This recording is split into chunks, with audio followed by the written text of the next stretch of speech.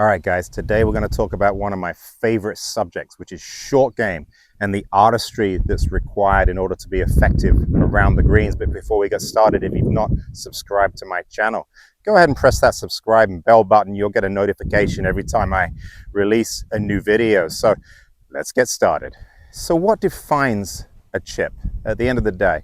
A chip is defined as a shot where the ball spends more time on the ground and less times in the air. But there's varying ways of actually hitting the shot, very much dependent on how the ball is lying. And that's what I want you to understand. Good golfers know how to read a lie. So let's go ahead and start with a really gnarly lie, okay? We've all had these lies where the ball's nestled down right off the edge of the fringe. You know, we definitely can't putt it.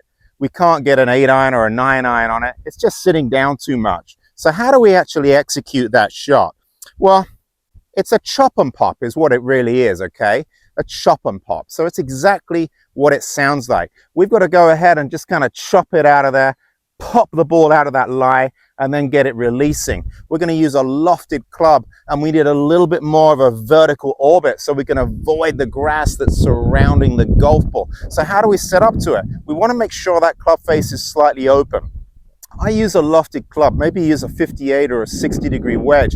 You watch how it's going to react when it hits the green. It isn't going to look like a 60-degree wedge, I can assure you. We're not going to be standing quite as far away as we would a full shot. We want to definitely get ourselves scooted in a little bit closer to it because we want to work that club up and down a little bit more. You want a traditional grip that's in the fingers of the left hand, not in the palm, because this is a leverage release. That just means that club's going to work up and it's going to work down. We've got to get that club hinging up and down, okay? So make sure the club's in the fingers of your hand, not in the palm as it would be if you were putting or hitting a standard chip. And all we've got to do here is place the ball a little back of center, align a little bit to the left. And this is what I want you to understand, because this is where a lot of people get confused. It's going to appear like I'm lifting the club way outside here, okay? Almost picking the club up and hinging very, very early. You can see it appears like it's way outside my hand. If I turn my body towards you guys, if I actually rotate my body, you can see the golf club's perfectly on plane. I'm not rotating my body a whole heck of a lot on this golf shot. Okay, there's a lot more vertical in this shot than there is horizontal. So we don't need a lot of body rotation. So what I mean by that is when you hinge that club up in front of you, relative to where your sternum is, the golf club is actually still in front of my body. So whether I'm hitting a standard pitch, which I would rotate my body a little bit more, you can see that club's resting on my forearm here, or whether I'm hitting a chop and pop, where it appears like it's going way outside, okay, the golf club is in the same position relative to my body. It's remaining in front of me. So let's go ahead and hit one. So I'm going to hinge up, I'm going to hit down, I'm going to go ahead and just pop it out of there, play it a little back of center, hinge it up, pop it, and out it comes. Hold my finish. Almost. All right.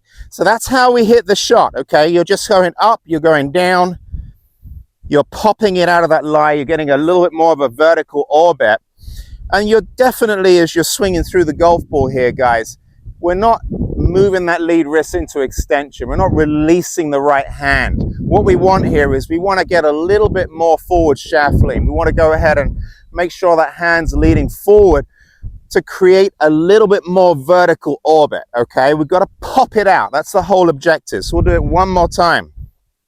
Play it a little back of center, hinge it up in front of me, not behind me, and we just drop the club straight down on the golf ball, up and down.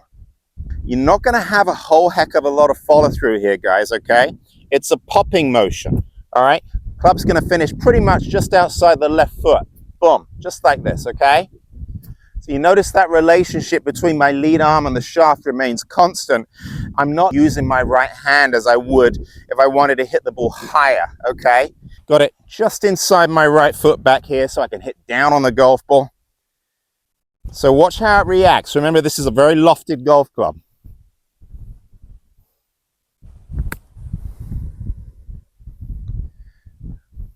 So give that a shot, okay? It's definitely a tricky one, but it's one you can master. And you're hitting from really bad lies around the green. It's really, really effective.